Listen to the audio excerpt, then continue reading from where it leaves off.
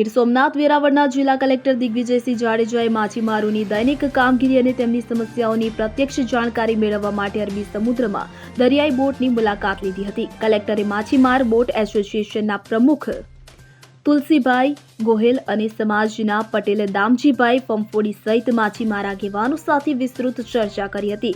તેમણે માછીમારી પ્રક્રિયા, માછીમારોની દૈનિક તૈયારીઓ, બરફ, ડીઝલ અને રાશન પાણીની જરૂરિયાતો વિશે ઊંડાણપૂર્વક માહિતી મેળવી હતી. ગીર સોમનાથ જિલ્લામાં વિશાળ દરિયા કિનારો હોવાથી કલેક્ટર જાડેજાએ દરિયાઈ સુરક્ષા અને સલામતીને વિશેષ મહત્વ આપ્યું હતું. તેમણે માછીમારોને સરહદી સુરક્ષા માટે સતર્ક રહેવા અને જરૂરી સાવચેતીઓ રાખવા માટે માર્ગદર્શન આપ્યું હતું.